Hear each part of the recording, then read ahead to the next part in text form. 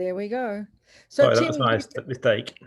there you go, no problem. So Tim, did Lynn said she left you a few notes. She has. She's asked me to share them in the chat.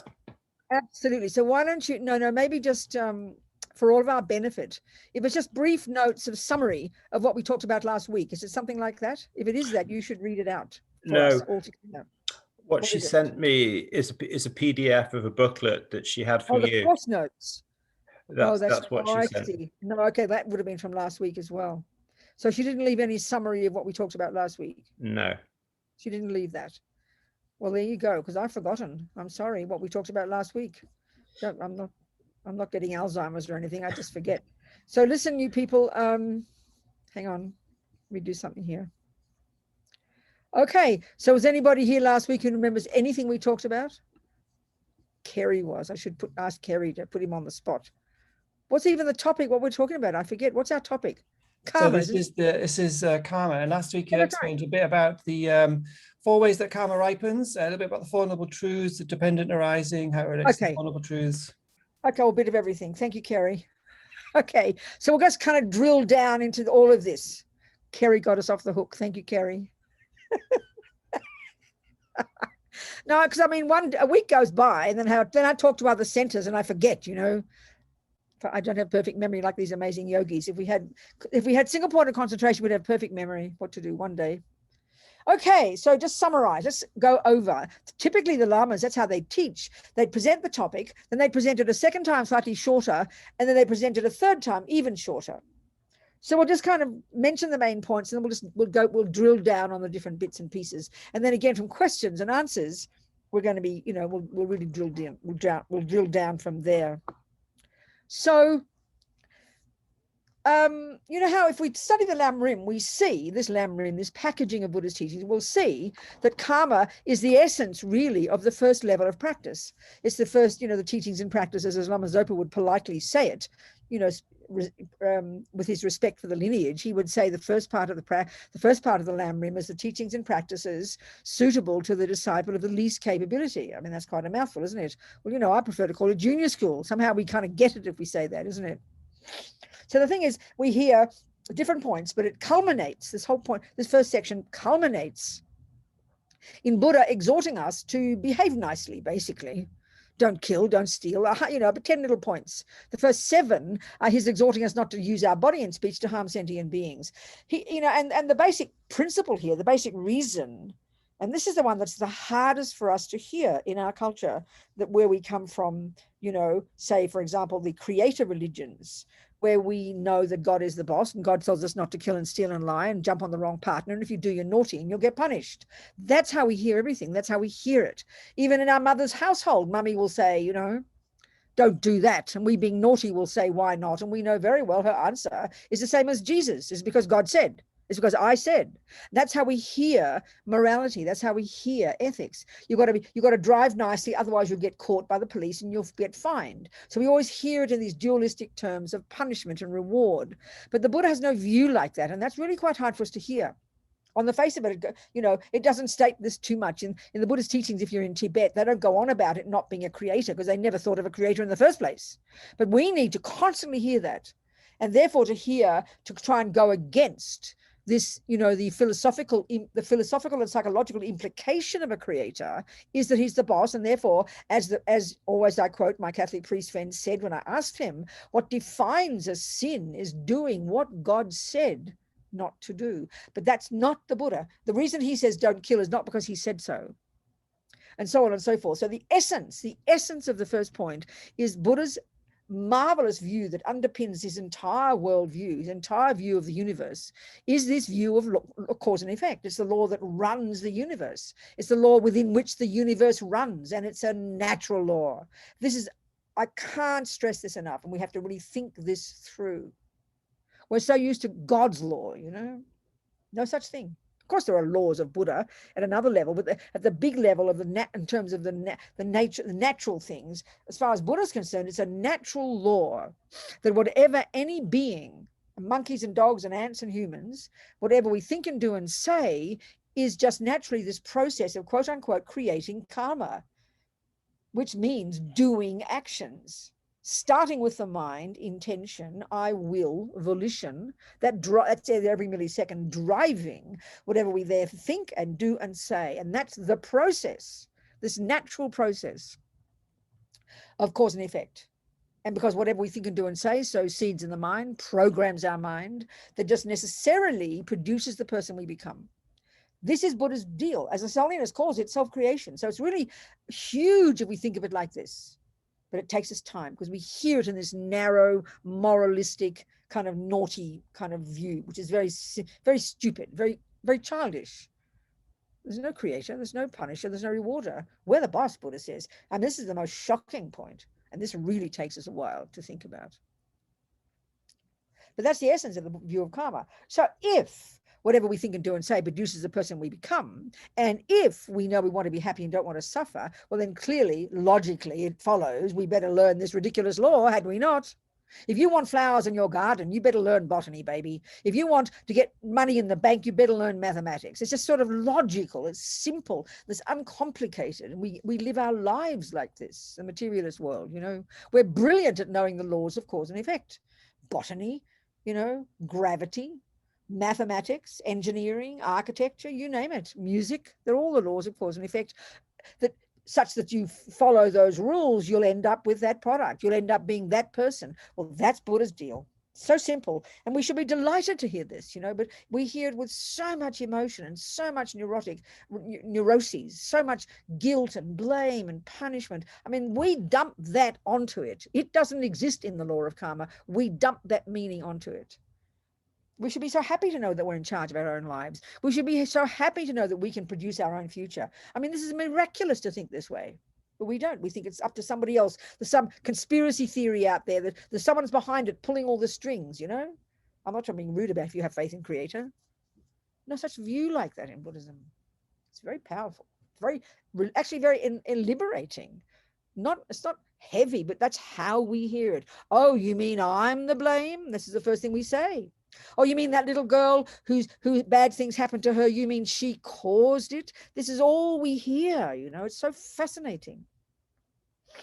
I've never ever had a person yet ask me the question, you mean that little girl has got a beautiful mummy and a beautiful daddy and money in the bank and food in the fridge and is treated beautifully? You mean she deserves it? Nobody ever asked me that question. But that's how we only think of it in terms of the naughty things, you know, because that's our demented, ridiculous mind. Ego is addicted to misery. It's kind of the irony, you know.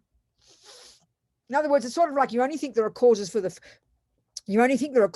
weeds in the garden. Why are there weeds in my garden? But no one ever worries if there's flowers. You just think you take them for granted. It shows how idiotic we are, you know, and this leads us to understanding emptiness. It's very, very fascinating.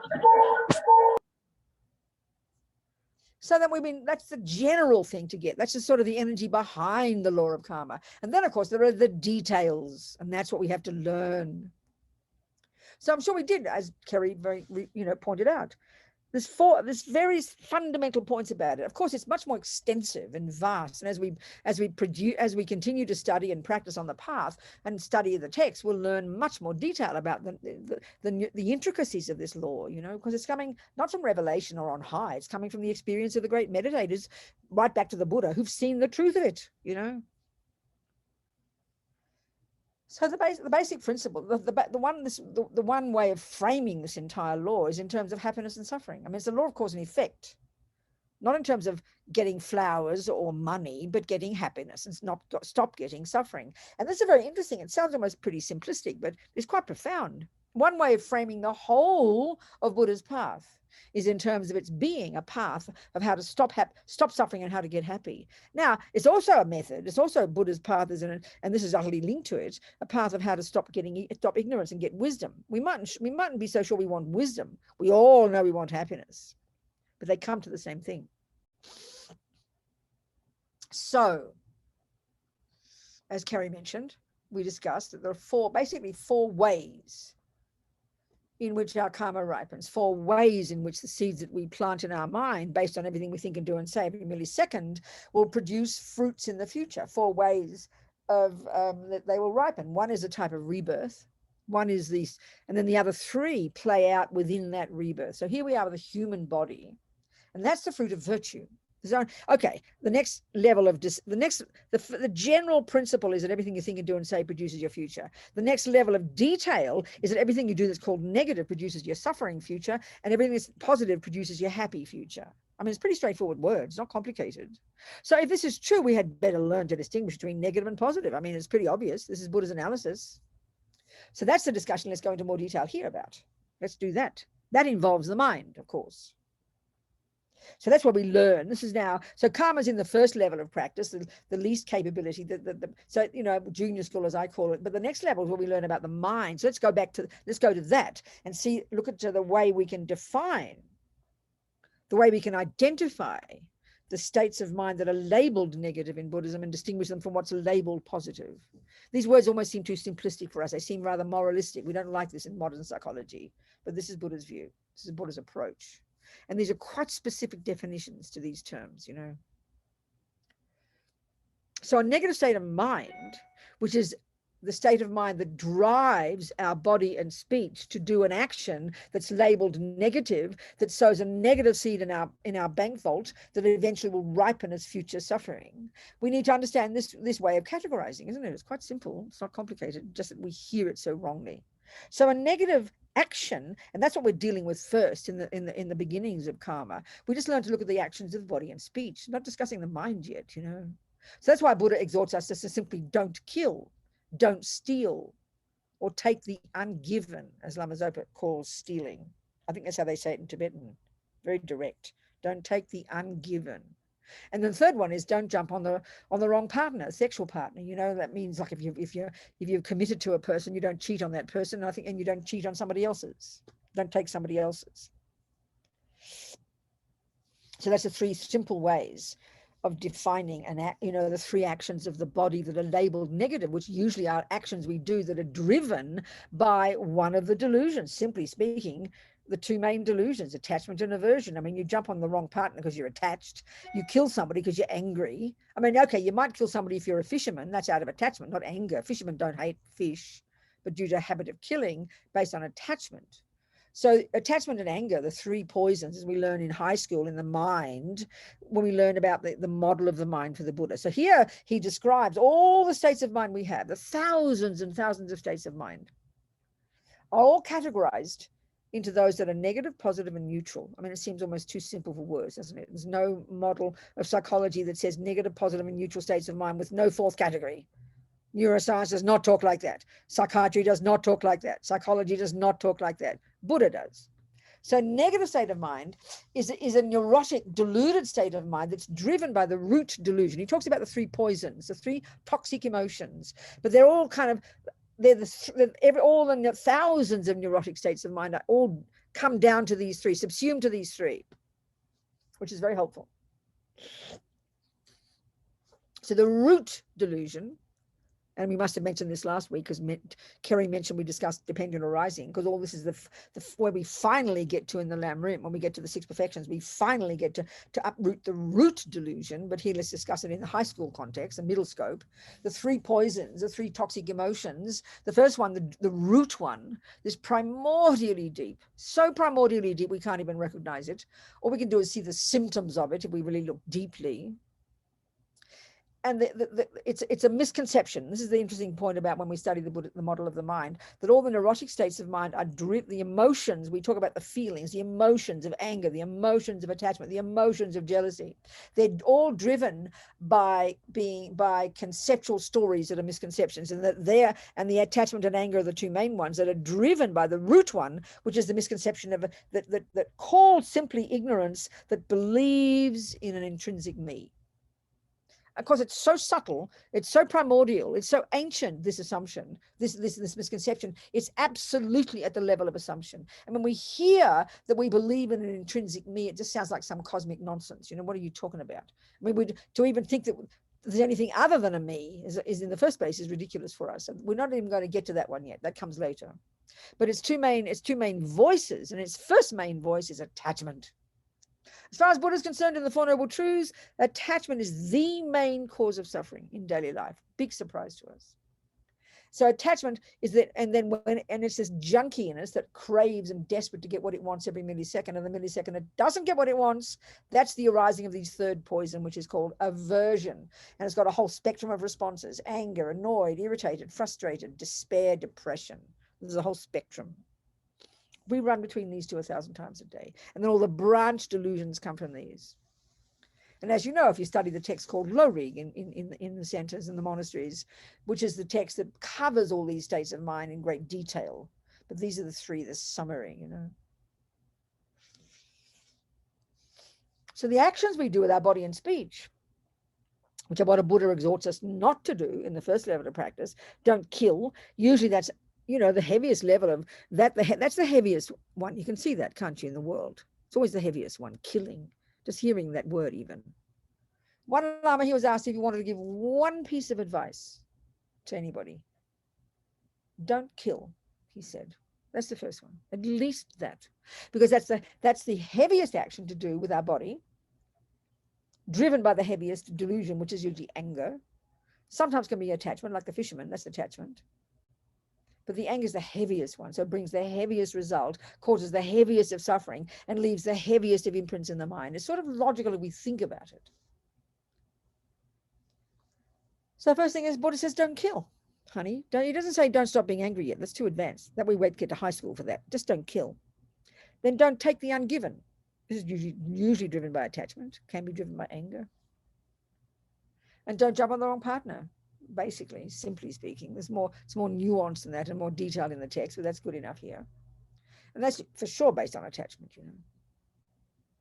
But isn't it interesting when His Holiness gives the vow not to kill, no sexual misconduct, when he's in Dharamsala, when he gives it to public, very, you know, big groups, especially modern people, Westerners, he will say don't rape. It's curious why wonder why Buddha doesn't say don't rape, you know. It says don't cheat on a partner, don't have other sexual misconduct. It's very curious. They don't mention don't rape. It's very curious, that, isn't it? Maybe they didn't rape much then, but I'm sure that's normal. Humans have been humans since beginningless time. Or put it this way, men have been men since beginningless time. Sorry, boys. Girls usually don't rape. It's usually the boys who rape. We know that, and we've all been boys in countless lives. So it's not personal, okay? Anyway, here it's usually that one, but His Holiness always says don't rape, which is an interesting point. Don't misuse your body. And that's not based on attachment. There's attachment, but usually based on anger as well. Think about it. It's violence, isn't it? Rape is violence, you know. That's anger, isn't it? It's pretty clear. Okay, so the karmic consequences of those actions, for example, just the first three. And remember, we looked at the Four Noble Truths, and we mentioned the first noble truth, and the first noble truth is there is suffering. And there's three levels of suffering, and the first suffering is called the suffering of suffering, which is the grossest level. So in terms of this life, the suffering of past killing would be to get killed or to die young. That's the third type of result, which is called experiences similar to the cause. There's four types of results. Remember the rebirth? Then within this rebirth, we have the other three. Our own mental tendencies, the things that happen to us, and even the environmental result, the way the physical world impacts upon us. So killing, for example, we've got a rebirth of a human due to non-killing. Specifically, the virtue of non-killing is why we've got a human body. Second, within this life, though, look at the tragedy. And I think I mentioned the fisherman last year. This is just a good example of why we did mention this. Here we are, got human body. We got a human body. We like won the lottery. It's not the lottery really, but it's like that. It's so rare. If you count the, you know, just 7, even as I might have said, even in Leeds, you're going to have probably 7 billion mosquitoes in one backyard in one evening, you know, in the summer, perhaps. So clearly it's harder to get a human body. So it's logical if we think that way. There are trillions of just the animals, forget the other beings, that are the result of non-killing and of killing and other actions of harming sentient beings. That's what gives a lower rebirth. So we've got the human birth, won the lottery as a result of non-killing. But the tragedy, and I think, I don't know if we went into this detail. Did we mention vows last week as well, Kerry? Are you there still? Did we mention vows last week? Yeah, a little bit, but you can do more about purification. That's the thing. Purification and vows is where I wanted to go to this today, because this is the point now. If we can understand that the first result for us of non-killing is amazing, is getting a human body. At least getting a human body of all the different realms, it's the best of a bad lot. Because at least we've got enough intelligence, if we're fortunate to access it, so that we can learn to get the hell out of the misery, you know, use our common sense, use our intelligence to want to practice, and to be able to practice good ethics, to choose that, to have the miracle of choice. But look at the humans, as if we haven't got choice, isn't it? It's so tragic. So the thing is, we've got the human body, but look at all the millions of humans. Look at the, I'm sorry, billions of humans who just naturally kill. This is the most tragic one, because the habits, because what a person who gets a human body due to non-killing, they've been in the lower realms in the past, let's say. They've finished the killing karma. They've exhausted the petrol tank of the main result of killing, which is like being born in the lower realms. And like a miracle, one life or other, they sort of, due to certain conditions, ripening, maybe, you know, somebody said a mantra in your ear before you died as a pussycat or something, and that triggered your human karma to then be triggered, the seed to be triggered, and the next life you be born as a human. Now, lots of humans have come from the lower realms recently. So they've finished the karma of non-killing, the main result of killing, the main result, which is the type of rebirth of non-killing, of killing in past lives. That's finished. And then you get a human. But unfortunately, and look at the evidence, I would say the vast majority of human beings kill. And why is that? Because they haven't exhausted all karmic results of killing. They've been in the lower realms, that's finished, but they've got the residual results of the killing that then play out in this precious human birth. They continue to kill, or they get killed or die young, and or they have a lousy environment. The karmic results of killing in terms of the environment is that the very physical world itself, the four elements, food, air, water, harm you instead of helping you. You have allergies, you get very sick, you're always weak, things always go wrong with your health. You know, you get the water's polluted, the air's polluted, the food has got no nourishment, nothing grows properly. They are the environmental results of past killing. The experience similar to the cause result of past killing is you get killed or you die young. Now look at the world, please. Just these two alone. Look at the world, look at the suffering, look at COVID-19 right now. This is the karmic result, the collective result of the millions of humans being affected in one way or other, either as an experience similar to the cause of past killing, where they've died young, look at all the people who've died young, or the karmic or the environmental result is getting sick, or having the physical world itself harm you. And that includes these days our own family. Other human beings are like poison for us, you know. So that's the environmental result of past killing. Collectively, the millions of humans on this planet are experiencing it now. Now, look, what about the people who aren't? There are some people who are not having any sickness, who have not been touched by COVID-19. The environment still is delicious for them, and they're all still fat and healthy, and no one's killing them, and they're not dead yet.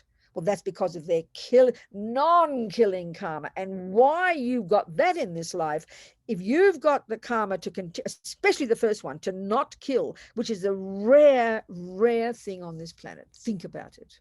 Okay, we were born, I mean, I was born as a Catholic. I don't think I had any wish to kill. But you just did if there was an ant there, you know, you might have killed it. You didn't think about it much. But I mean, I remember my father used to go fishing. I never arose in, I see these fishing rods. It didn't even arise in my mind as an option. I didn't think, will I go fishing? No. I didn't think, oh, he's bad going fishing. I just didn't put the two and two together. But it never arose in my mind. So lots of us must be the same. That is because we must have practiced non-killing in the past in terms of a spiritual practice. Not just that, as Lama Zopa says, we must have been living in vows of non-killing. This is the miracle. This is why today we're going to go into vows and purification. So this is the very first level of practice in junior school, in the first level of the Lam Rim. Not just to be a nice person. Lama Zopa says being good, being nice, just being a good person isn't enough. There's something so specific psychologically about living in vows, number one, and number two, the purification practice every day, which Lama Zopa says we're insane not to do every day. These are the two tools we need to use, you know, and we must logically have used these in the past, which is why it doesn't even arise in our mind to kill, or why conditions never come that we demand that we kill. you know. This is because we must have lived in vows. That's why even some people actually, even since they're tiny children, have no thought to kill. I always tell the story of the two examples, the two little boys. I always tell this story. Two little boys. One, the little boy who, as soon as he saw fishing, I'm sure I mentioned this, who, as soon as he saw fishing, he fell in love with fishing and he became a professional fisherman for the rest of his life. Another little boy, the son of my friend in Queensland, Daychen, when he was about 3, he's like 40 something now, more. When he was about 3, she was taking the lice out of his head and he was in tears for the lice, crying for the lice. Mummy, mummy, don't hurt them. It's their home. I mean, nobody taught her that. Nobody taught him, and nobody taught the little fisherman boy, because one, he'd been in the lower realms in the past. He'd completed the main result of killing. He gets a human body like a miracle and gets a really good human life with a nice mummy in California with good environmental karma, good experiences similar to the cause, good tendencies. He was generous, he was kind, but one of his tendencies was to kill, and he killed fish. And in a way that's tragic, because in our culture, we accept fishing as something kind of benign and friendly. These days, more and more people don't like it. I mean, imagine if he had the karma to kill poodles. He would have been put on death row, because we happen to be attached to poodles, but we don't attach to our little fishies. You know, we like to eat them. Imagine if you wanted to catch poodles to eat them for lunch. You'd be called psychotic. You'd be thrown into a mental institution. Think about it. But there's not a fraction of logic to that. It's because of our attachment, you know. So the tragedy was, because he wasn't attached to killing poodles, he was attached to killing fish, but he was praised for it. People think fishing is wonderful. It's nature, it's quiet, and I'll tell you why. Fish die with a fish don't make a noise when they die. The poodle would squeal and kick, and blood would spurt out. But fish, poor little things, they've got no legs, no arms, no voice. The best they can do is wriggle their body. And this is the Maggie laughs all the time, I'm noticing. I'm glad we laugh. If we didn't, we'd cry, wouldn't we, Maggie? But think about it. Think about it, you know. These little fishies. There's this nice boy, kind boy. He didn't put a hook in his mother's mouth. He didn't kill his mum. Didn't want to eat his mum for lunch. But these fish, due to past karma. So, and this is the tragedy with attachment. This is where killing with attachment is like a honey-covered razor blade. It looks benign, you know. He didn't bash the fish to death. They died quietly in his boat. And this is the point. This is the tragedy. He died when he also had the third result of, I always mention this story. It's such a good example. He had the third result of killing, which is the experience similar to the cause. He died young, and he died scuba diving. He died because fishermen love the fish. They don't hate fish. They love them, or attached to them, really. So he died in the water scuba diving. So he had the karmic result of past killing. He died young. He might have been eaten by the fish. Who knows, you know? 2, he had the tendency. And now the point is, the tendency to do the negative action is the worst karma. And that we have to understand the logic of that. So in this case, you can see the suffering of attachment is what I'm pointing out. This boy, a lovely boy, went fishing every day. It was his profession. Attached to fishing, thought about it all the time. It was his whole life. It drove his whole life. And when he was in the boat, he'd catch the fish, and then probably the fish were there dying slowly. I know I might have mentioned when my Lithuanian uncle, Stasis, my auntie Robina Bliss married him, and she became Robina Arkašauskas. We thought Bliss was a silly name anyway, but it was my mother's name, you know. Agnes, she was Agnes Bliss, and my auntie was Robina.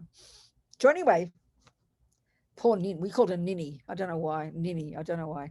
Anyway, poor Ninny had to, you know, Stasis, he was a Lithuanian peasant. I mean, a nice man. Well, he was a Nazi, actually, but never mind. Australians let the Nazis in after the war. This is not funny now. This is funny. It is funny. But you know how we Australians wanted all the Poms to come in, right? All you white people with blue eyes and pale skin. You Poms are especially good because you never have any sun. So all you Poms, the poor Australians had this enormous piece of land that they had taken from the Aboriginals, as you know, these rude English people. And in the 1920s, they were desperate for more people because they were trying to grow the country. It's enormous. It's bigger than the United States. And, you know, they're knocking off all the Aboriginals and needed more white people. So they kind of try to seduce you English people to come. They'd offer you a couple of 100 acres of land. And then you got there, it was desert. So you all went back very disappointed. So eventually after the war, so before the war, they started, and about the time of the war, I think, they were really desperate for more people. But they had a white Australia policy. Honestly, it was in the documents, a white Australia policy. They called it that. And so they really had to lower, they had enough, couldn't get enough English. You guys didn't want to come, you know. So they started after the war trying to get and this is not joking, it's policy. They wanted to get the Eastern Europeans with blue eyes. So they were the Nazis, weren't they? And then eventually they let the Italians and the Greeks in, the brown ones. And by the 70s, the Chinese were coming in and the Vietnamese. And by that time, they'd lost the plot, you know. I'm not joking. But Australia's got such a good reputation, they got away with it. I mean, but they were as bad as South Africa, you know. Anyway, you POMs, you're all the blame. All you working class POMs who were sent there because you were naughty, wasn't it, you know? But I think, anyway, I'm just making stupid jokes here. What was I talking about? What was I talking about? God almighty. Oh, yeah, my auntie, my uncle, Stasis. Stasi, we called him. He married my auntie, Robina, I told you. And he was he killed a fish. He bought a piece. Did I tell you about this last week or not, Kerry? Okay, I tell some people. Anyway, I remember they moved into the country, but on the river, on the Murray River between New South Wales and Victoria, because he wanted to be in the country. He had acres of vegetables, and then he would kill the quails in the quail season, the ducks in the duck season, the chickens in the chicken season, the snakes. No, the eels in the eel season, the fish in the fish season. He was really good at all this. And I always remember he'd come back with we'd go there for swimming, right? I didn't know about fishing. And he'd come back and he'd always get drunk and come back with this big bag of fish, and he'd chuck it on the ground in the 100 degrees heat while I'm sunbaking, you know, and I'd go, Stasi, they're still alive. And I didn't know how fish died. I had no idea. And then all the fish, he said, yeah, that's how they die. So fish die the most agonizing death. And so one of the things about karma, which I haven't really gone into, is the way the being dies that you kill. So even though fishing looks benign, he wasn't angry. He didn't want to harm the fish, but out of unbelievable ignorance because of attachment. And this is why that boy on the boat, seeing those fish wriggling their bodies, he never saw suffering. His mother went fishing one time with him. She never liked to go. And she could see directly what was going on. She could see directly the fish were suffering. Because why? Because she didn't have attachment for killing in her mind. So his attachment literally, this is how attachment functions, this is how all the delusions function, they literally blind us from seeing reality. He saw his own fantasy. He projected his own fantasy of seeing it as lovely. This is fishing, the water, the nature. He saw the fish every day. You see those videos of big fishermen in their big boats and the crabs or the lobsters. You see them, and they're nice human beings. They don't mean to their wives, but how they can see these creatures with the lobsters trying to get out. They can see the fish wriggling their bodies, but they don't interpret it as suffering. And that's the suffering of attachment. When attachment's in your mind, you're as blind as a bat. You just see your own projections. This is a terrible tragedy of actions done on the basis of attachment. Anger's fairly evident, you know. So all these years he was, this boy killing fish, hundreds of thousands of them. And then he dies young. He probably gets eaten by the fish in the water, you know. So, and I told you, I think, I'm sure I mentioned this, it's always such a stark example. The mother heard Lama Zopa in Kopan years later. It was 5 years after the son died, and the mother was in Kopan Monastery. She came and she came to my room crying. She'd been in the teachings from Lama Zopa hearing about karma, and she was in tears saying, where's my son being reborn? You know, she'd never thought of this. So I said, darling, I don't know. We'll go and see Geshe Lama Kontrog, this amazing yogi who lived up in the mountains, naked, no food, no sleep, living in Vajrayogini's Pure Land, as Lama Zopa said. He was totally clairvoyant. And they don't tell you what they see, these lamas. I've told this story so many times, it's countless, but you might not have heard it.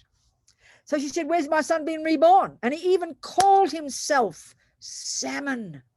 Sal for short. This is what attachment does. Attachment makes fantasies. We live our lives in creating fantasies. You've got to admit that's so fascinating. And that's exactly what he did with fishing. And fantasy, lived in this fantasy land that he made up. Even called himself Sal. Sal for short from salmon. So she told him his name, his proper name, and Geshe Lama Kontrog, being clairvoyant, he's a holy being, not just having clairvoyance, but also emptiness and bodhicitta, all these amazing realizations. He can access immediately his mind just by hearing that name. He knows exactly where that boy is. He said, yes. First, he was born in the animal realms, and now he's in the hell realms. And she went, oh no, what can I do for him? And Geshe-la Konchok kind of laughed sadly, and he said, what do you mean for him? He said, for everybody. Now, I met this woman years later. She's not a Buddhist, but she was very moved by that. This compassion, you know, it was very interesting story that the lamas rarely tell you what they see, you know. I mean, one student friend of mine asked Lama Zopa, is my mother in the lower realms? He said, yep. I mean, they don't often tell you, I say to you. So you can get compassion from it and renunciation. That's the reason, that's the point. So anyway, the actions of harming others driven by anger are fairly evident, you know, it's kind of brutal and bloody, isn't it?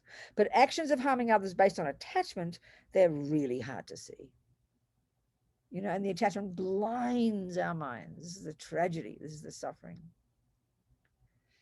So living in vows, if we see our minds and if we see in most of our lives, we've never needed to choose not to kill because we just don't even meet the situation to kill. That means we've lived in vows. And when we first heard the Buddha's teachings and it became easy for us to say, of course, I'll take a vow never to kill. And we really intentionally mean it never to kill. And it comes easily to us and it's never a dilemma. That's because we lived in vows not to kill in the past and because we have purified the tendencies to kill. So this is the thing. Let's talk about these. The vows is amazing. You know, vows is stupendous. We can really understand psychologically the benefits of them. Buddha loves his vows. And the way, as you know, all the Tibetan lamas would say, you know, that if we living in vows, keeping our vows, and as they call them, our pledges, our words of honor, purely, is the quickest way to get enlightened. So we've got to think about this, you know, understand it. So what even is a vow? As soon as we hear the word vow, we kind of panic, you know, someone's squashing us down and telling us not to do something, isn't it? But they're so neurotic thinking that way. If you think about it, I always say this example, think about it. When you decide to learn to drive a car, if you had to write down every tiny thing that you vowed not to do just to drive a car, it would be hundreds. Think about it. And you know, you don't say, what do you mean I shouldn't turn left if I want to turn right? What do you mean if I should? What do you mean I'm not allowed to put my foot on the accelerator at the same time as the brake? You don't say that because you know it's common sense, for God's sake. Well, so what is the reason for not doing this and not doing that, not to mention the road rules? Why? So you can turn yourself into a good car driver. It's pretty logical and we get it and we don't have a panic attack. We don't get nervous learning all these things and then internalizing them. But we get really upset, even the thought of 5 little baby vows, like someone's being, because we think of it as morality, as moralistic, as punishment, naughty, like squashing yourself. We're like infants, you know, because we don't understand karma. And the logic of karma, like I said, is that we produce ourselves. You produce the car driver. You produce the musician. You produce the mechanic. You produce the mathematician. So obviously every thought, every word, and every action counts. It's so reasonable. So what are we trying to produce here? A happy human being, for goodness sake. This is Buddha's method for how to become happy. As simple as that. Forget about compassion yet.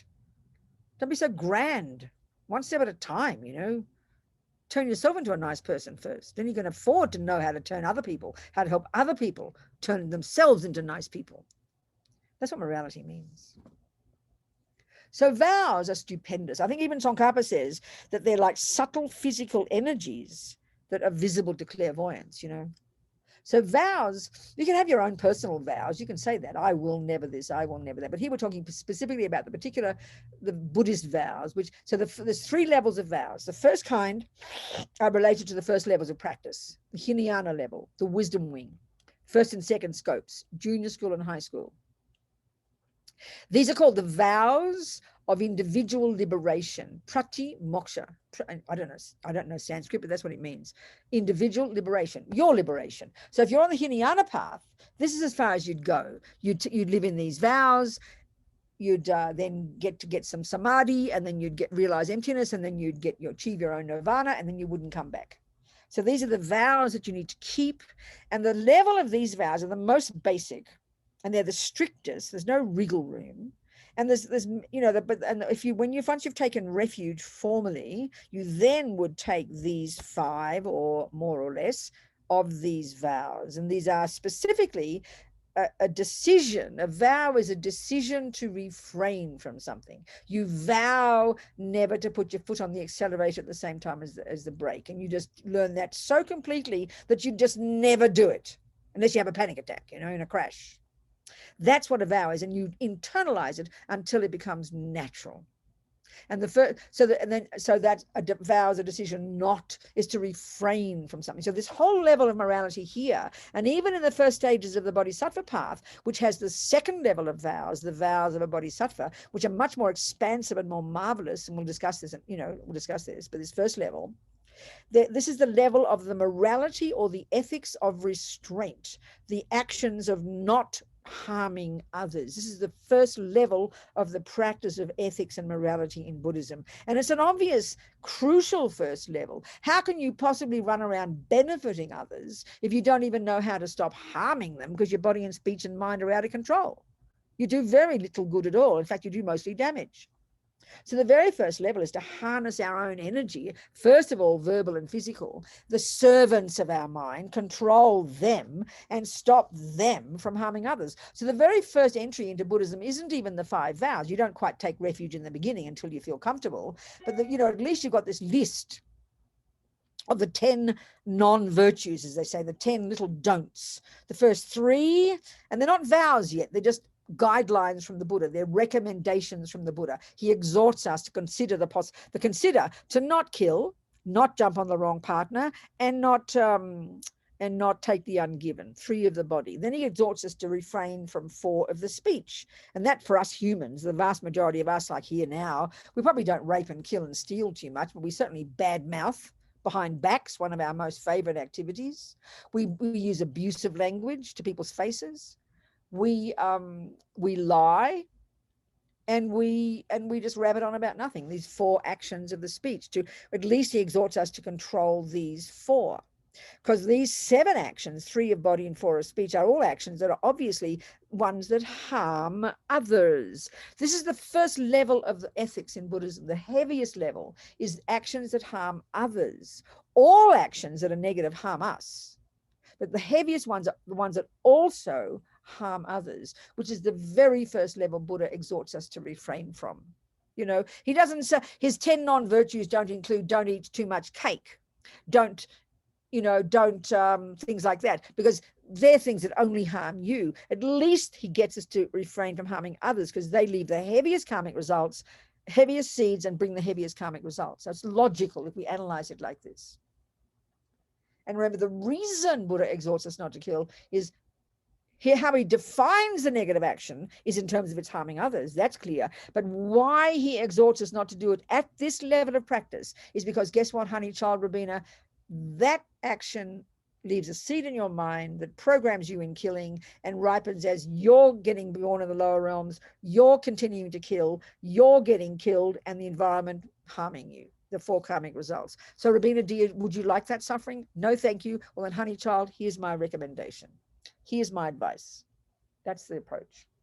So that's the general first approach. Then you listen to Buddha's teachings and you decide maybe you like the Buddha's teachings and you want to commit yourself. So you would then formally take refuge. You'd formally commit yourself to rely upon the Buddha, the Dharma, and the Sangha in a formal ceremony in front of somebody who has received it from a previous person, who's received it from a previous person, who in an unbroken chain of humans can be tracked back to the Buddha himself. You kind of plug into this power source, and then, you know, and that person becomes one of your teachers because they're representing the Buddha for you. And then in the same ceremony, or maybe another day, you would then take the 5 or less of these layperson's vows, these prati moksha vows. So the vows of a monk and a nun are at the same level, except we have more, that's all.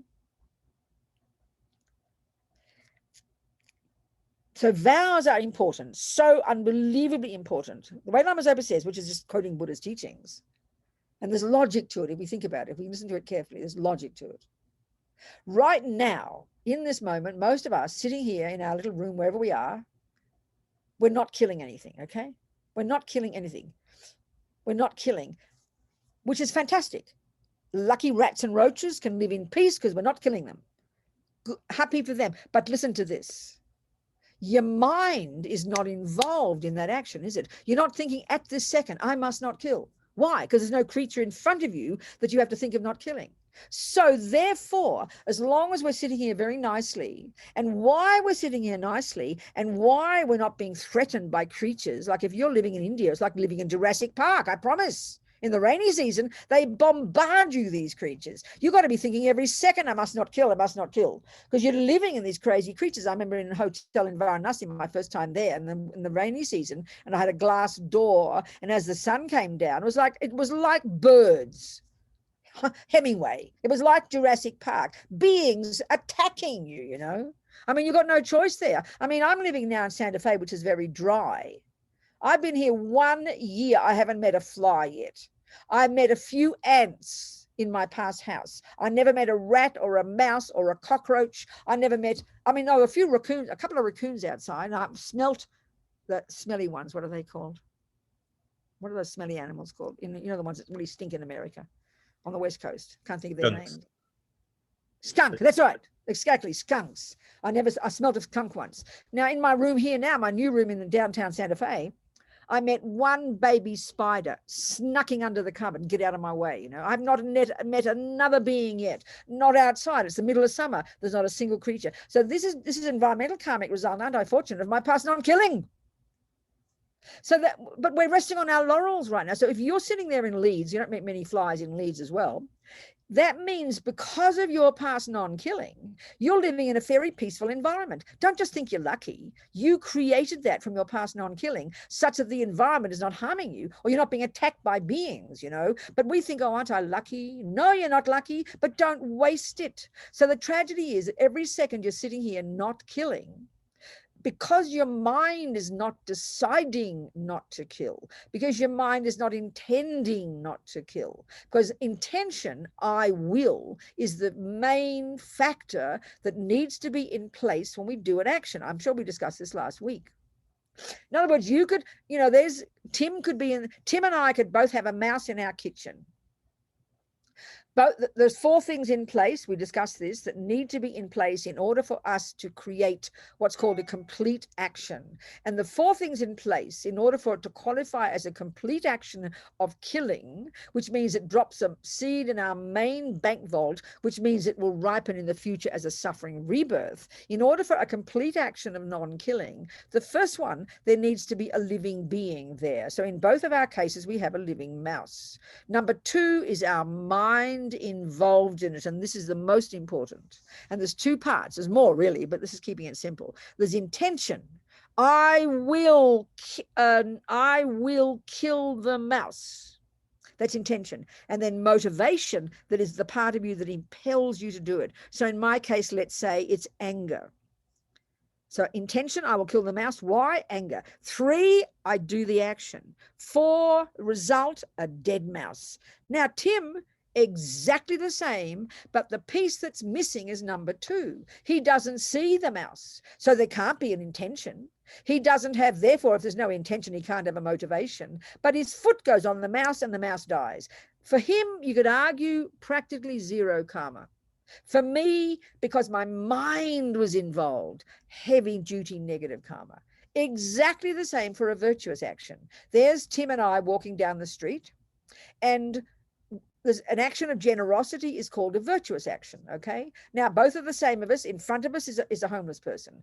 The object is there, the first of the 4, an object, a living being, in this case, a poor person. 2, our mind involved in it. Now, Tim has the intention, and he goes, I will give £5. And then motivation, generosity. 3, he puts his hand in the pocket, and 4, the person gets £5. That's a complete action of generosity, which is a virtuous action.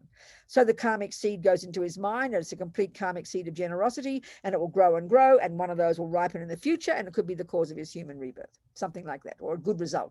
Now, me, exactly the same, a homeless person, but I have no intention to give, and I have therefore no motivation. But £5 falls out, £5 falls out of my pocket, and the homeless person gets the result. So 1, 3, and 4 are there, but I had no intention to give, and I might even have thought, who's going to give to that smelly homeless person? Not me. So not only did I not create virtuous karma, I created negative karma, because the mind is the main player. The mind is what colors and causes the action to be what it becomes, you know. So here we are sitting being nice people, but we're not intending to kill. The rats and roaches are happy, but we create zero virtuous karma. So we're wasting our precious human life, resting on our laurels. So what to do? Live in vows. This is the difference. As Lama Zopa says, quoting from Buddha's teachings, Buddha loves his vows. They are so potent.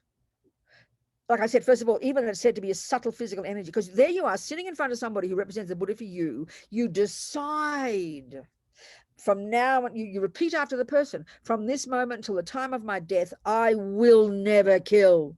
I will never lie. I will never steal, etc., etc. And that is great. It kind of engraves in your mind stream this intention. That's the vow. And so, as Lama Zopa says, 24 hours a day that you're keeping that vow without even thinking about it, without even a motivation, while you're asleep, 24 hours a day, you're ticking over virtuous karmic seeds into your main non-killing bank vault. And not only that, because of the power of vows, you're putting atomic bombs under the habit to kill. So just to be nice people, the Lama Zopa says, is not enough. This is why they talk about the Buddhist vows. I mean, you can have your own personal vow, but this is a Buddhist analysis, and the reason why you plug into have it with a person in front of you who represents the Buddha, who tracks it back in this power source all the way back, unbroken chain of human beings back to the time of the Buddha. So vows is like a no-brainer, you know. You'd be nutty not to do it. It's like a simple tool to use that can help us purify negative karma and produce bucket loads of positive karma. That's the idea. It's like enormous fertilizer. That's the power of vows. So now I need you to ask me some questions. I haven't stopped for an hour and a half. In fact, it's time to go home, for God Almighty's sake. Oh my God, I'm so sorry. No, we've got till 8 o'clock. So we've got another. Oh, have we? Oh, okay, that's good. Okay, go on. Sorry. Good. Talk to me. Questions. Please ask me questions now. I have a question. Good on you, Tim. Vows. For a vow, let's say, to lie. Most of the time I don't, but I can't guarantee that in some situation in the future I might not. So is it better to have the vow and know that occasionally I might break it, or not have the vow and avoid the karma of breaking the vow? Well, that's like saying, you know, I don't think I'm ready to prepare to never eat sugar, knowing that I could die and get diabetes and die. I don't know that I might not just eat sugar one day. So is it better to make a strong decision to watch my mind like a hawk and never eat sugar? Is it better to do that than just to sort of sit there and be weak and pathetic and say, oh, I might do it in the future? Who's in charge of your mind, baby Tim? Brainer. Come on, baby. Thank you.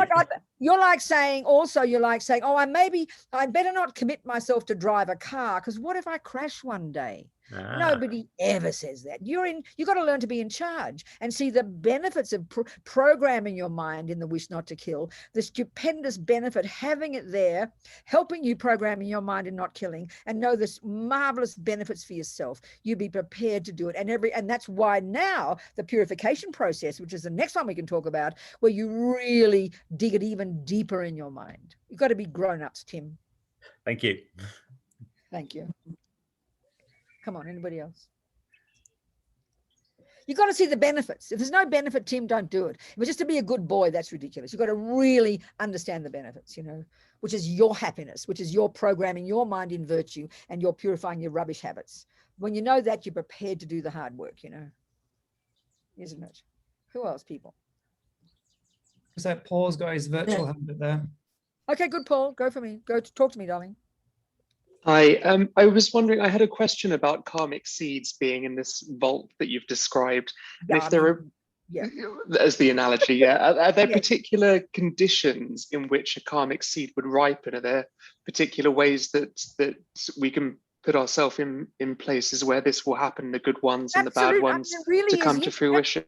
No, it is. I mean, this is why Buddha and all the subsequent, you know, masters always use the analogy of seeds and fruits, you know, that Yeah, so basically, I mean, you have to use analogies because mind isn't physical. It's really hard to talk about something that's not physical. So you've got to use verbs and nouns that kind of we can use as graphic examples of things, as analogies, you know. So first of all, when you study Buddhist philosophy in more depth, you learn in depth about the different kinds of causes. There are main causes, substantial causes, direct causes, indirect causes. There are many things. And you can talk in this way exactly like growing a flower, you know. You need you've got to identify the main cause of a rose, and it has to be a rose seed. So the main cause of a moment of happiness, this is the Buddhist way of talking, the main cause of a moment of happiness, which means a moment of a good feeling. Happiness is a word that refers fundamentally to a pleasant feeling. It can be very pleasant or mildly pleasant. And it can be, obviously, that's the key meaning of the word happiness.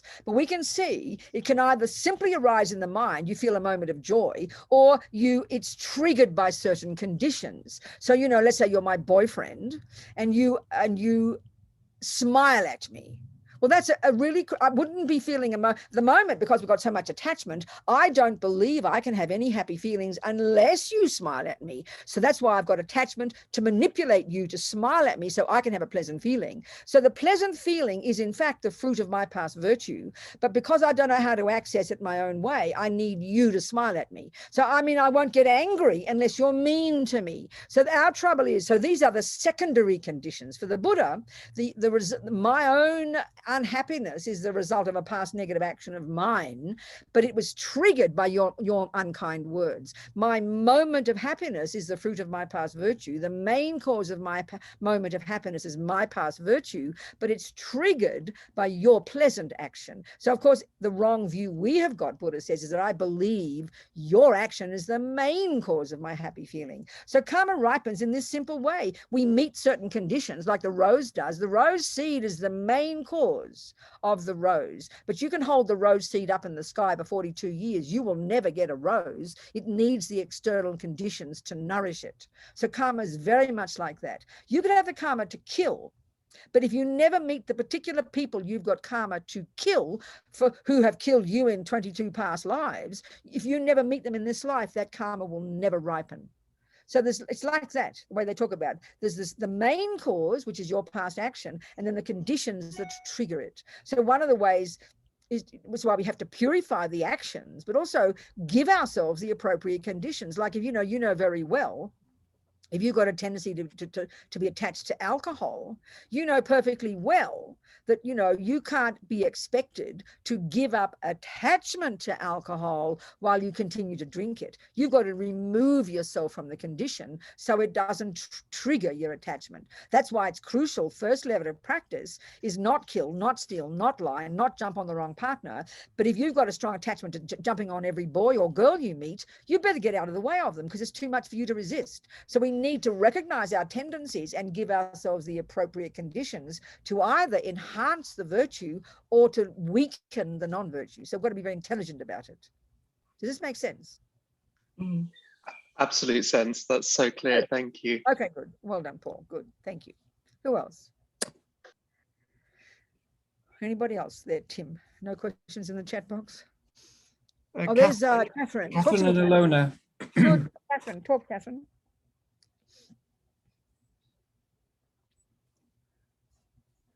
Unmute yourself, sweetheart. Catherine. Sorry, just trying to unmute. There we go. Thank you. Thank you very much for your teachings. The issue of killing, for most of us in the West, you know, not killing humans is not very difficult at all. Right, we're very fortunate in that way. So taking a lay vow not to kill humans is not challenging. Exactly. But I've heard you say in the past that His Holiness, when he is preceptor for lay vows, he specifies that it's not killing humans. That's right. He only says that mostly. Yeah, and I just wondered why he does that, because in Lama Tsongkhapa is pretty kind of hard line about all the kind of non-virtues, and also when it comes to sexual misconduct as well. It's much harder line than a lot of us in the West are kind of comfortable with, actually. So many teachers, yourself included, are much kinder and gentler when it comes to the vows. But I just wondered about this killing non-humans versus Exactly. Well, I mean, first of all, it is absolutely, it seems to be Buddha's teaching that all sentient beings go from life to life to life, from realm to realm to realm. And every single sentient being has been my mother, and every single sentient being is a human countless times, and we've been rats countless times and dogs countless times. And one of the main causes of our suffering is our having killed each other. So, of course, the fundamental one, because Buddha would assert that all sentient beings want to be happy, as opposed to the Christian teaching, and it's very clear that God made all the other creatures for our benefit. He made animals for our benefit, you know. So then it's considered virtue to kill an animal and eat it because God gave us those. So that's a very different teaching. The Buddha's observation is very clearly quite different.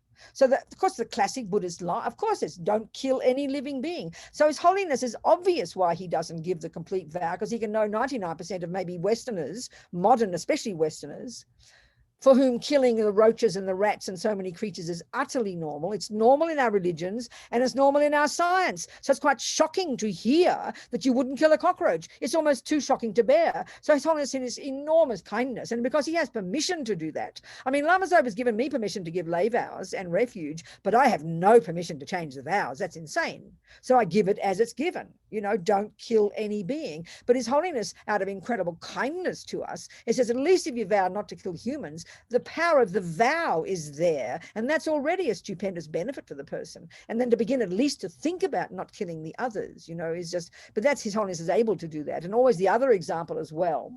The fifth vow is no alcohol, no intoxicants. And the logic is because vows, you're trying to subdue your body and speech so that you can subdue your mind. So of course, they always talk about alcohol, from which many problems arise. You know, they always talk like that.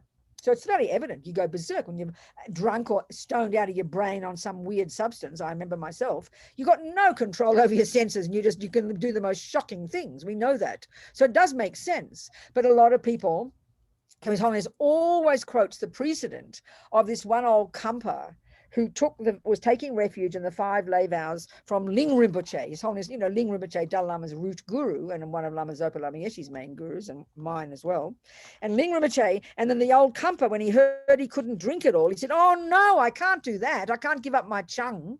His, you know, his fermented barley, whatever it's called. So Ling Rinpoche was so kind, and he said, that's okay, just don't get drunk. So His Holiness gives the vow like that. Now, I can't give it that way. I give it the way I've been given it, which is to not have anything. But with the lay vows, as you know, you don't have to take all 5. But I think the real thing is to see the benefit of making and this is the point to Tim, once you program your mind with the intention and have the courage to say, I will do everything in my power not to kill every cockroach, rat, dog, thing. And then we understand, Catherine, we go into more depth, and maybe today we can't do it. It's got to be next week, I think, purification. When we start to see the power of purification, if we have the courage to say, I am in charge and I do not want the karmic results of killing, so I am going to do everything in my power to intend to watch myself like a hawk, and whenever I meet a cockroach or a rat or an ant, I will not try to kill it. This is already programming you in the thought when that you do meet it, you won't kill it. So we realize, and then we realize we can purify these tendencies to the point where you won't even have to meet a cockroach where you'll think you'll be forced to kill it. That's how powerful karma is. It's dependent arising. It changes the very dynamic of what even happens in your life, you know. So we've got to have a lot of courage, but it's logical we can think about it. Does it make sense, Catherine, what I'm saying? Yeah, that makes total sense. Thank you. Thank you so much, darling. Thank you. Who else was there? Alona had it. Yes, Alona, talk to me. Hello, Venerable. Thank you for your teaching. Good. I have a question. I work in the same place for 11 years, and there is that I have a lady co-worker, and every time I have any contact with her, I have so much aversion, and I've tried so many different things to work with my mind and see what it is, and I can let go for a while.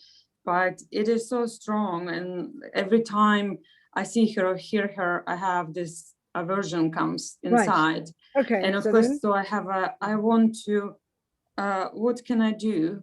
Okay, so tell me what you do. Tell me what you do. I do tell me how you understand it, and then tell me what you do with it. I thought I do this in at night. How do you understand it first? How do you understand the causes of it first? How do you understand it karmically? Why do you think it's like this? Well, because I've done this to her, and now she's in this life, and she talks about me behind my back, you know, like, and gossiping and all that, and I don't like that, and I know that. So, and I complain about her, so we have some connection. Stop for a second, Alona. So first of all, you said before that you have aversion for her. Now you're also saying that she's mad, she's angry at you. She talks about you, she doesn't like you as well. Is that right? Yes. Okay. So you're also saying that you talk about her behind her back, do you? Yes, when I find out. You criticize her to other people, do you? Huh? You criticize her to other people? I did, yeah. You do? Not anymore. Okay, good. So then you've done the first level of practice, junior school. You've controlled your speech. You stop saying the words. Already you are practicing Alona. And then second, when you see her or think about her, aversion arises in your mind. So you are working on it, right? You are trying to understand it and not buy into it. Well, then what more do you want? You're doing everything you can. You just have to be more patient and humble. And one day she will appear different to you. You just have to keep purifying. And then third, when you do your purification practice, when you do regret, which we're going to discuss next week, I regret whatever I did to this woman in 47 lives ago, or whatever it is, which is the cause right now of why she is harming me, why she badmouths me, why she doesn't like me. You take responsibility. You deeply regret specifically the actions you've done to her. And then the second step, you have compassion for her. And then the third step, you imagine purifying that karma. And the fourth step, you vow never to do it again. You are also then putting atomic bombs under the karma, and soon it will appear very, very differently. So just keep practicing, girl. I mean, you're doing perfectly. I'm trying to do this in my purification practice at night. Keep working on it. I'm not there yet, but I'm working stop, on Alona. it. Alona, stop. What do you mean trying? You are doing it, right? I'm doing it, yes. Well, then be content. So yes. Then the question from that? No more There's no question. I guess That's it's right. the So be time patient and be humble, and then be grateful you got this woman in front of you who shows you that you've still got anger. So thank her for her kindness in your heart. All right? Yeah, thank you. Thank you, dear. You're doing great. I admire your practice. Anybody else? Who else is there? Somebody else? Time to go home soon. No, 10 minutes, 9 minutes. Any other questions of any kind? We can start talking about purification now, but I think we should finish on this one. Let's just think more about vows. I have a question. Understand them. Huh? Who is it? I'm trying to see which eye. Wait a minute. I want to identify which eye it is. Hang on. I like to see your face. Oh, Tim. Okay, go, baby. Hi. If you haven't got someone around to take the vows from, can you make a promise to the Buddha or something like that, and then before you haven't got anybody around? You don't know anybody who can give you the vows? Well, I mean, I'm looking because I've had the vows from you in the past, but okay. If there wasn't a teacher there who was authorized, of course you can do this, but of course you can.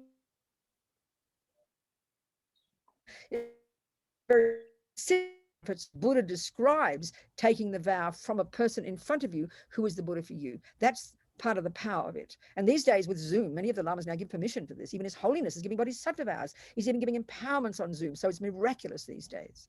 But of course you can do it yourself. But the power of it is said to be, in this particular approach, plugging into this power source, tracking back to the Buddha through this chain of human beings. There's said to be some big, very big, powerful benefit in that. Do you understand? Thank you. Thank you very much. Good. Yes, good. What else? Kamla from London has a question. Good. Come on then. Hi, Venerable. Cam, hi, darling. Talk to me. Can you hear me? Yeah, a little bit. Hold on. Can you hear me now? Is that okay? Yes, a bit better, yeah. Okay. Thank you, Venerable. My question is, how can we think about discrimination against certain groups in the context of karma, like racism, sexism? You mean from the point of view of the person who does it, or the point of view of being the recipient? Well, I guess in terms of like, I'm trying to think through collective karma. So I guess my question is, have those individuals created similar karma at different times in the past, ripening at the same time? Absolutely. There's no question. You see, Cam, this is the key one of the 4 ways that karma ripens, again, the first is the type of rebirth. Second is your own tendencies. But the third one is the one that's the really powerful one. This is called experiences similar to the cause. These words tell us exactly. So because we are totally social beings, right? We live necessarily in relation to other beings. We are born from a mummy. We need daddy's sperm. We meet babies and siblings and aunties and rats and roaches and uncles and next door neighbors. And then throughout our life, look at it. Throughout our life, we connect with other beings. And if you think of it really simply, we could divide all of our experiences in relation to other beings into 2 categories. Those that are pleasant experiences, where people have been nice to us, who like us, who are kind to us, give to us, love us, blah, blah, blah. And the ones who don't like us, who dislike us, who hate us, who criticize us, who harm us, brutalize us, rape us, don't believe our words, lie to us, don't give us credit at the bank. Analyze it. It's almost so simple, it's embarrassing. So every millisecond of what is called happy experience, like that. And karma is pretty personal, karma. So this is on a personal level. Everybody's got individual karma, but it also happens to be, honey, we do things in groups. I mean, everybody is a group. A family is a group. A country is a group. Male people are in groups. You know, bald boys are groups. I mean, there's always a group, because we analyze everything. There you go. Analyze everybody into groups. So of course, when it comes to group karma, then we do. So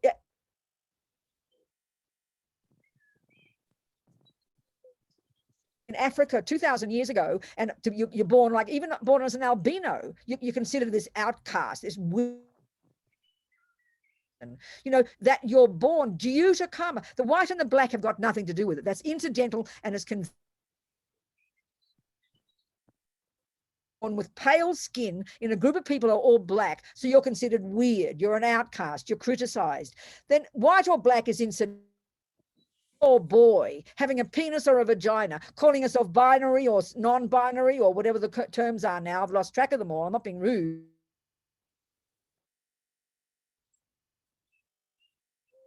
Down by another group, then that's due to arrogance in the past. If you're born in a group that's considered the high group, if everybody in one country is born with 3 legs, then 2-legged people are weird. So it's also, karma's really kind of conventional and very relative, but we get so stuck on the label homosexual, this one, or whatever the labels are. And then if we at a particular time, I mean, a particular time now, you can see being a homosexual person in a particular is considered really wonderful. 50 years have been put in prison. We know this. So it's the external one, label, the white, the black, the male, the female, that's almost incidental. It's the way we're treated will tell us the karma created. So you could be, you know, Donald Trump, who's considered by one bunch of millions of people to be a holy being. God has sent him on the earth to save us. That's what some people believe. They believe every word the man says. So from some people, he's like this karmic appearance of beauty and perfection. Another group of millions of people think he's a maniac and insane. So it's just so relative. It's so due to the karma you got with particular people, you're seen in a certain way. But of course, this is hard because we hear it as blame. So if you're born a black person in 1920s America and you're hanged from a tree, and then you're told that you caused it, it's too unbearable for us to hear this, because we hear it as blame and punishment. Do you understand? So we've got to get almost past the labels.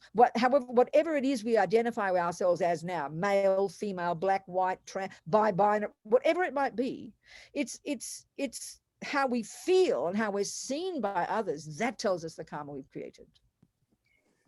Does that make sense or not? It does make sense. I guess answering the point. I guess my question. So to follow up from that. Does it necessarily follow that the group created that karma at the same time, or could the individuals have created that karma and it's ripening at a similar time? Sorry, I'm jumping in. I'm sorry, I'm interrupting you. Say your sentence again. I'm so sorry. Is it possible that different people created the karma at different times in the past, and it just happens to be ripening at the same time now? Is the question. This is what I think. This is how we get back to the logic of seeds and fruits. You know that if you understand the law of botany, it will always explain why things happen logically. Do you accept that? Yes. there's logic to it. So that what's missing is our knowledge of that logic. Well, karma is a natural law. No one runs it. It's not being pushed by anybody, and it's a natural law. So that it has to be coherent, and it has to be logical.